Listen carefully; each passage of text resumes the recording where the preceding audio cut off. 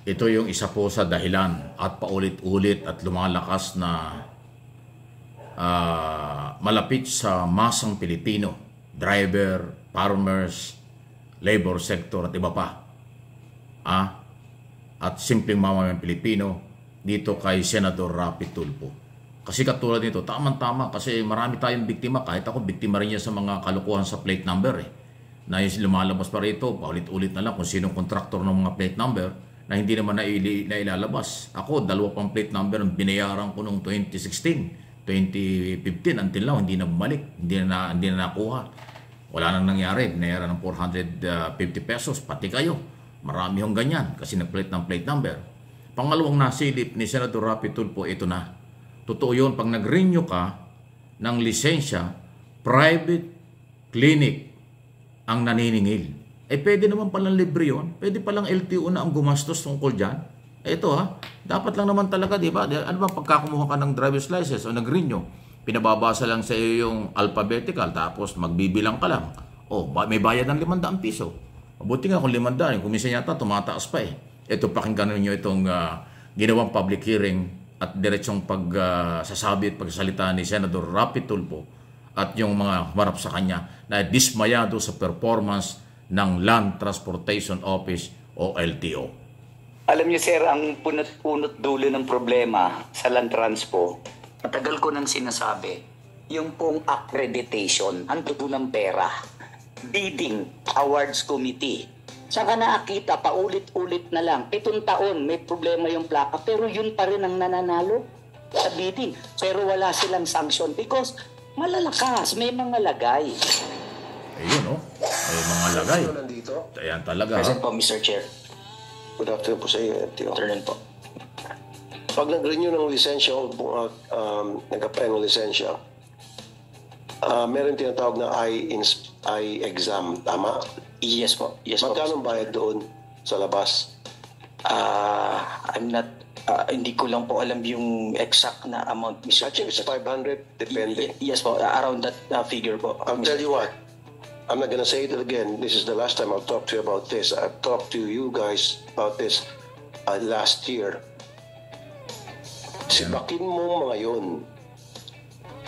Yung mga nasa labas ng LTO tapos magbabayad ka ng 500 pesos para i-examine yung mata mo. Sibakin mo mga yun. Dapat libre na yung eye exam. Dapat yung eye exam gagawin mismo sa LTO office. Tapos merong isang nurse pa doon o kung ano pa man yung doktor, babasahin A, B, C, D, E. Tapos takap kalimang mata. 1, 2, 3, 4, 5. Yun lang yun Ayun, kabukuhan na. Yes po, Mr. Chair. Nagpasakit pa yung 500 pesos. Yan, totoo yan. Sibakin nyo na yun. Yes po, Mr. Chair. From now, Ayan po. Yan ang sample lang. Kaya naulit ko.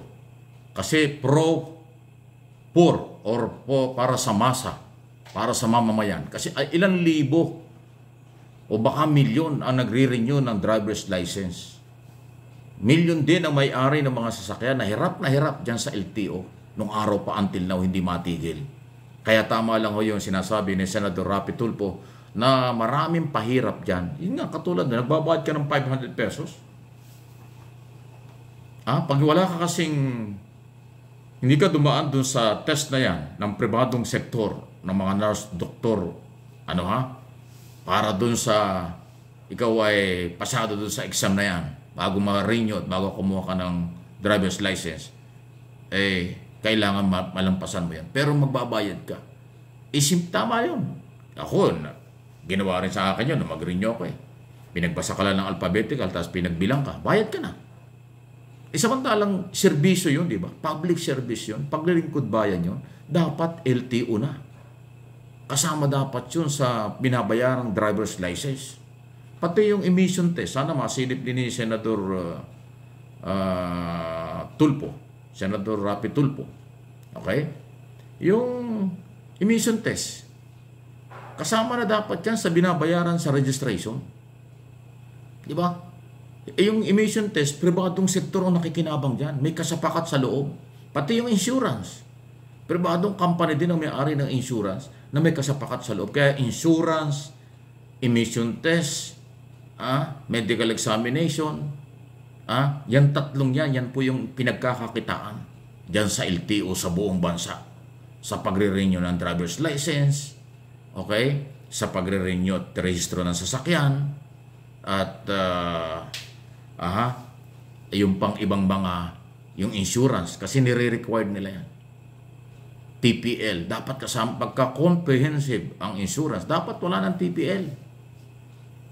Okay? So ang tanong, bakit lahat pribadong sektor ang nakapalibot, nakikinabang at nagninegosyo sa mga iba't ibang branch ng LTO sa buong bansa? Ito yung masang Pilipino ang biktima. Ang mga pobre, simpleng driver, operator ang biktima niyan.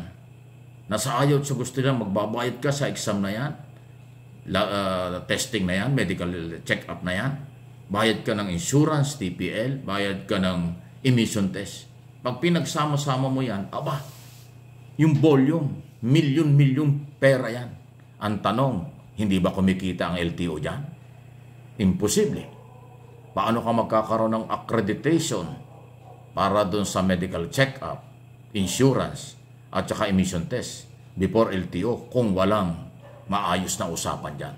Sana, Senador, masilip mo rin yan kasi paulit-ulit ilang dekada na ang mga motoristang, mga simple, ang biktima rito. Hindi naman lahat ng may kotse mayaman. Hindi naman lahat ng nagpaparehistro ay may sapat na pera para dyan every year. Lahat to. Yan ang hindi maresolba. Sana maresolba na ito ng bagong sekretary na si Benz Dizon. Kasi dyan sa LTO, ilang beses na nagpapalit ng LTO chip ng mga nakaraang administrasyon at kasalukuyan, hindi maresolba. Pati plaka. Ang daming racket dyan. So, ituloy mo lang, Senador Tulfo, napakaganda niyang ginagawa mo dahil masang Pilipino. Yan ang dahilan kung bakit napakaraming followers ni Senador Rapi Tulfo na mga masa dahil yan to ang talagang biktima. Natatabo na lang ng politika, sobrang init ng politika rito, pero itong masang Pilipino, hindi lang mga driver, pati manggagawa, mga nagtatrabaho, naargabyado na kung sino-sino dyan sa nagpupuntahan kay Senador Tulfo sa Senado at sa kanyang programa sa radyo at television kasi may resulta. Okay?